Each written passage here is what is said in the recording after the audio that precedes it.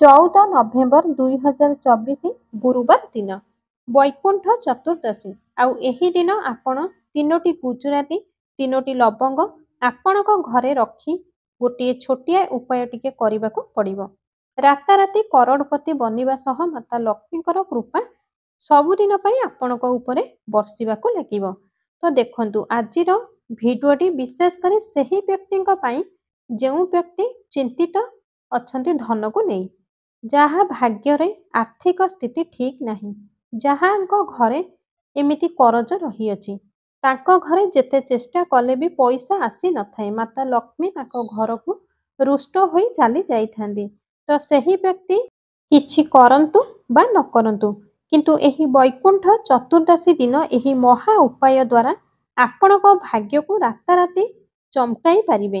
ବୈକୁଣ୍ଠ ଚତୁର୍ଦ୍ଦଶୀରେ ବିଷ୍ଣୁ ଭଗବାନ ଏବଂ ଦେବଦେବ ମହାଦେବଙ୍କର ପୂଜନ କରାଯାଏ।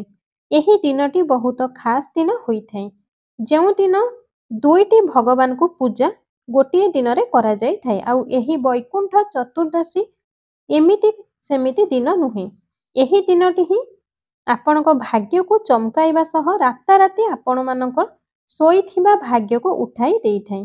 ଯେଉଁ ବ୍ୟକ୍ତିଙ୍କ ଜୀବନରେ ଦୁର୍ଭାଗ୍ୟ ମାଡ଼ି ରହିଥାଏ, ତ ଏହି ବୈକୁଣ୍ଠ ଚତୁର୍ଦ୍ଦଶୀ ଦିନ ଗୁଜୁରାତି ଲବଙ୍ଗ ଦ୍ୱାରା ଉପାୟ କରିବା ଦ୍ୱାରା ସେହି ବ୍ୟକ୍ତିଙ୍କର ଦୁର୍ଭାଗ୍ୟକୁ ସୌଭାଗ୍ୟରେ ପରିଣତ କରିଦେଇଥାଏ।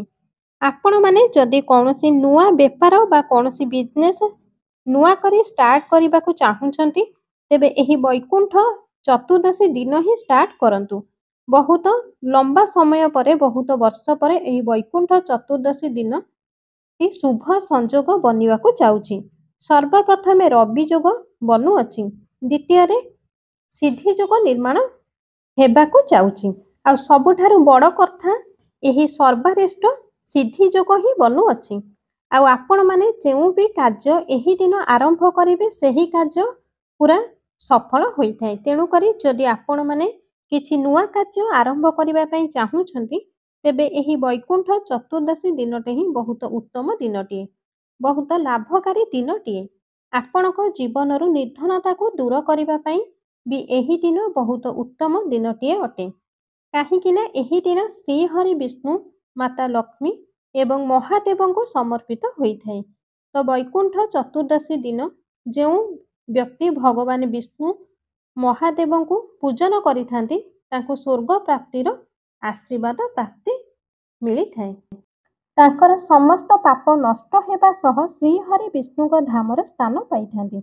ତ ଦେଖନ୍ତୁ, ମହାଦେବ ସ୍ୱୟଂ ନିଜେ କହିଛନ୍ତି କି ଯେଉଁ ବ୍ୟକ୍ତି ବୈକୁଣ୍ଠ ଚତୁର୍ଦ୍ଦଶୀ ଦିନ ପ୍ରଥମେ ଭଗବାନ ବିଷ୍ଣୁଙ୍କର ପୂଜା କରିବେ, ତାପରେ ମୋର ପୂଜା କରିବେ, ତ ସେହି ବ୍ୟକ୍ତି କେବେ ବି ଦୁଃଖ କଷ୍ଟରେ ରହିବେ ନାହିଁ। ସେହି ବ୍ୟକ୍ତିଙ୍କର ସ୍ୱର୍ଗ ପ୍ରାପ୍ତି, ତାଙ୍କ ଜୀବନରେ ସବୁ ସୁଖ ତାଙ୍କୁ ମିଳିବ। ଆପଣଙ୍କ ଜୀବନରେ ସବୁ କଷ୍ଟ, ସବୁ ଦୁଃଖକୁ ଦୂର କରିବା ପାଇଁ ସ୍ୱୟଂ ମହାଦେବ ଆପଣଙ୍କ ଜୀବନରେ ଆସିବେ। ତେବେ ଚାଲନ୍ତୁ ଜାଣିବା ଏହି ଉପାୟଟିକୁ କିପରି ଆପଣ ଆପଣଙ୍କ ଘରେ କରିବେ। ତା ପୂର୍ବରୁ ଆପଣମାନଙ୍କୁ ମୋର ଅନୁରୋଧ, ଭିଡ଼ିଓଟିକୁ ଶେଷ ପର୍ଯ୍ୟନ୍ତ ନିହାତି ଦେଖନ୍ତୁ। ଭିଡ଼ିଓଟି ଯଦି ଆପଣଙ୍କୁ ପସନ୍ଦ ଆସିବ, ତେବେ ଭିଡ଼ିଓଟିକୁ ଗୋଟିଏ ଲାଇକ୍ କରିବେ, ଭିଡ଼ିଓଟିକୁ ଅଧିକରୁ ଅଧିକ ସେୟାର କରିବେ। ଆମ ଚ୍ୟାନେଲରେ ଯଦି ଆପଣମାନେ ନୂଆ ଥିବେ, ତେବେ ଆମ ଚ୍ୟାନେଲଟିକୁ ଏବେ ହିଁ ସବସ୍କ୍ରାଇବ୍ କରି ପାଖରେ ଥିବା ବେଲ୍ ଆଇକନ୍ଟିକୁ ଦବାଇ ଦିଅନ୍ତୁ, ଯାହାଫଳରେ ଆମର ଏହିଭଳି ଯେତେ ସବୁ ନୂଆ ନୂଆ ଭିଡ଼ିଓ ସର୍ବପ୍ରଥମେ ଆପଣଙ୍କ ପାଖରେ ପହଞ୍ଚିବ। ବୈକୁଣ୍ଠ ଚତୁର୍ଦ୍ଦଶୀ ଦିନ ଶ୍ରୀହରି ବିଷ୍ଣୁ ପୁଣି ଥରେ ପୁରା ସଂସାରର କାର୍ଯ୍ୟ ସମ୍ଭାଳିଥାନ୍ତି, ସଂସାରର ସଞ୍ଚାଳନ କାର୍ଯ୍ୟ ସମ୍ଭାଳିଥାନ୍ତି। 4 ମାସ ପାଇଁ ସବୁ କାର୍ଯ୍ୟ ମହାଦେବଙ୍କୁ ଦେଇ ଭଗବାନ ବିଷ୍ଣୁ ନିଦ୍ରାରେ ଶୟନ କରିଥାନ୍ତି।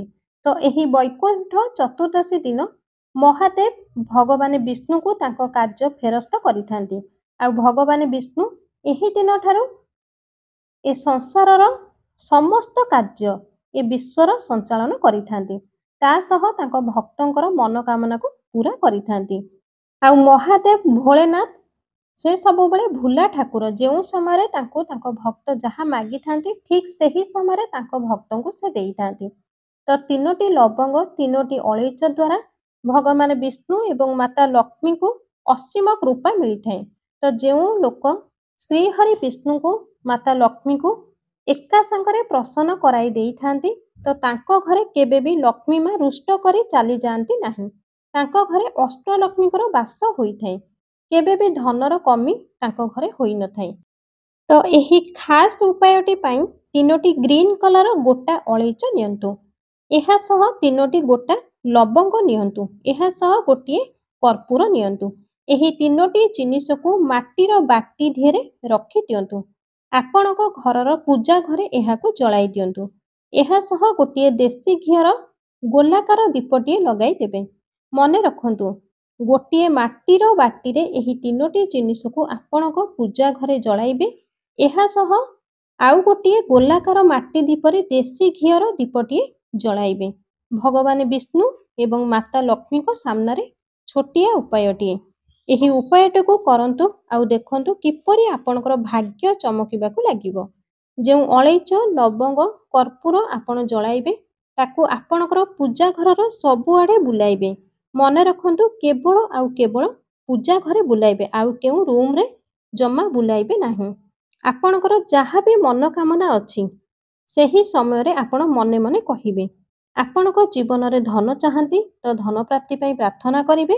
ଆପଣଙ୍କ ଜୀବନରେ ଯଦି ଆଉ କିଛି ଚାହୁଁଛନ୍ତି ତ ତାହା ପ୍ରାର୍ଥନା କରିବେ। ବୈକୁଣ୍ଠ ଚତୁର୍ଦ୍ଦଶୀ ଯେଉଁ ଶୁଭ ସିଦ୍ଧି ସଂଯୋଗ ବନୁଅଛି, ଏହା ଆପଣଙ୍କ ଭାଗ୍ୟକୁ ଚମକାଇବା କାମ କରିବ। ଏହା ସହ ଧନକୁ ବହୁତ ଅଧିକରୁ ଅଧିକ ବଢ଼ାଇବ ଯଦି ଆପଣ ଏହି ଉପାୟଟିକୁ କରୁଛନ୍ତି।